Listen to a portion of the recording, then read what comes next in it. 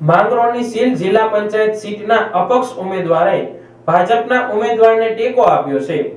માંગરોળ તાલુકાના સીલ જિલ્લા પંચાયત સીટના અપક્ષ ઉમેદવાર મોહનભાઈ ચુડાસમાએ ભાજપના ઉમેદવારના ટેકામાં પોતાની ઉમેદવારી પરત ખેંચતા સીલ જિલ્લા પંચાયત 29 સીટમાં ભાજપને ફરી એક સીટનો ફાયદો થયો છે। જિલ્લા પંચાયત સીલ સીટના ભાજપના ઉમેદવાર જયેશ ચુડાસમાની કામગીરીની નોંધ લઈ તેમની લોકચાહના વધુ મહત્વપૂર્ણ બની છે। તેમને લોકોનું મોટું સમર્થન મળી રહ્યું છે। સીલ જિલ્લા પંચાયતમાં તે ઉમેદવારી નોંધાવેલી હતી સીલ 29માંથી। જયેશભાઈ ચુડાસમાની કામગીરી સારી હોવાથી મેં પરત ફોર્મ ખેંચી લીધું છે ને બીજેપીના સમર્થનમાં હું સહમત છું। સીલ જિલ્લા પંચાયત સીટના અપક્ષ ઉમેદવાર મોહનભાઈ હાથિયાભાઈ ચુડાસમાએ ભાજપને ટેકો આપતા રાજકારણમાં નવો વળાંક જોવા મળી રહ્યો છે।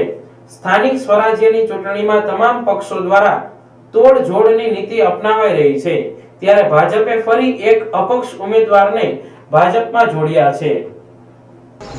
જુનાગઢ જિલ્લાના માંગરોળ તાલુકાના સીલ જિલ્લા પંચાયત 29માં ભારતીય જનતા પાર્ટી મને મેન્ડેટ આપવામાં આવેલું હતું। મારું નામ છે જયેશભાઈ બાબુભાઈ ચુડાસમા અને હાલ હું સીલ ગ્રામ પંચાયતના સરપંચ તરીકે ફરજ બજાવું છું અને અપક્ષ ફોર્મ તરીકે મોહનભાઈ ચુડાસમા દિવાસા ગામના છે, તેમની અપક્ષ ફોર્મની ભરેલું હતું।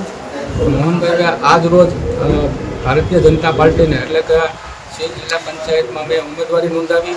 મારી કામગીરી જોઈ અને મોહનભાઈએ તેમના કાર્યકર્તા સાથે મને બહુમતીથી સહમત કરી અને મારે સાથે જોડાણા અને મને વિશ્વાસ આપ્યો કે ભારતીય જનતા પાર્ટીની બહુ જંગી મતથી વિજય બનો તેવા મને આશીર્વાદ આપ્યા।